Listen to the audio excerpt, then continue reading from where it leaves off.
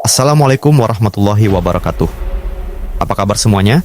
Saya harap kita semua selalu dalam lindungan Allah Subhanahu wa Ta'ala.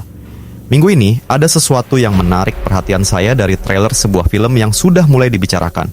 Bukan film biasa, ini sesuatu yang, kalau dipikir-pikir, bisa bikin kita bertanya-tanya, seberapa seru sebenarnya film ini? Judulnya Gog dan Magog. Kalau dengar namanya, kamu mungkin langsung mengira ini hanya mitos dari zaman dulu, tapi tunggu dulu. Ada lebih dari sekadar cerita mitos di sini. Gog dan Magog dalam Bible adalah nama untuk suatu kaum yang merusak segalanya di jalur mereka. Kaum yang, jika kita baca lebih dalam, juga dihubungkan dengan Yakjuj dan Makjuj dalam Quran. Dua nama ini bukan cuma tokoh kecil di sudut kisah, mereka adalah ancaman besar bagi umat manusia. Siapa yang muncul untuk melindungi kita? Zulkarnain. Nama ini pasti familiar bagi umat Islam.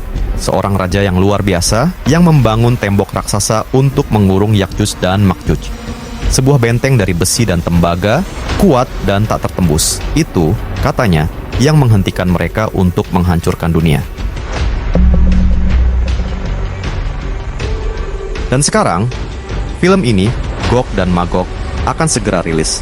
Trailernya sudah keluar dan kalau kita lihat, mereka menggambarkan sesuatu yang sangat mirip dengan cerita dalam Al-Quran.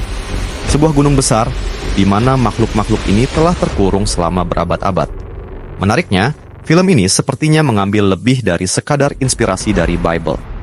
Jika kamu cermat, referensi dari Al-Quran pun muncul di sana. Islam memang memberikan gambaran yang lebih rinci tentang Yakjuj dan Makjuj dari makhluk yang dipenjara dalam dimensi lain, di balik tembok yang tak tertembus, menunggu untuk dilepaskan. Coffee Zen, pada tahun 2020, kita pernah melihat hal serupa dengan film Mesiah. Film itu menggambarkan Mesia palsu, atau lebih tepatnya, Dajjal. Dan film ini, Gog dan Magog, juga menyoroti tema serupa. Akhir zaman, dan kembalinya Yakjuj dan Makjuj.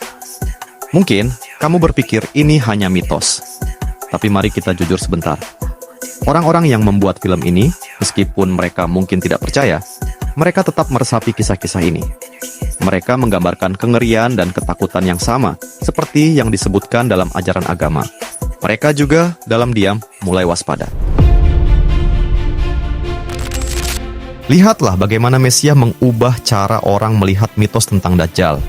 Mereka dulu hanya melihatnya sebagai cerita lama, tapi setelah menonton film itu, pandangan mereka mulai berubah.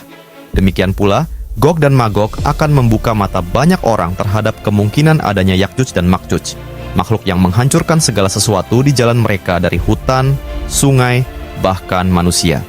Tidak ada yang tersisa. Dan kini, seolah kita sedang disiapkan untuk sebuah peringatan. Apa yang akan terjadi jika mereka dilepaskan? Bahkan, orang-orang Yahudi, meskipun tidak percaya pada Al-Quran dan Hadits, mereka mulai menanam pohon Gorkot. Pohon ini disebut dalam hadits sebagai satu-satunya pohon yang akan melindungi mereka saat kiamat tiba. Ironis, bukan? Mereka tidak percaya pada Islam, tapi mereka mengikuti apa yang diajarkan oleh Al-Quran dan hadits. Apakah ini kebetulan?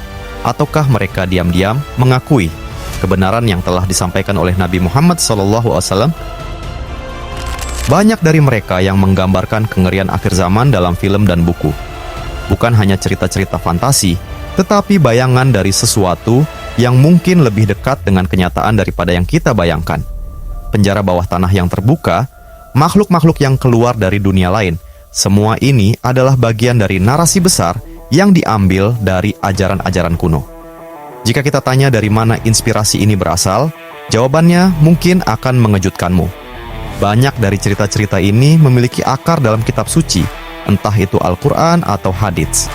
Apakah semua ini hanya imajinasi? Ataukah kita sedang bersiap untuk sesuatu yang lebih besar? Insya Allah, kita akan bahas lebih lanjut di video-video mendatang. Wallahu a'lam. Semoga apa yang kita diskusikan hari ini bisa membawa manfaat.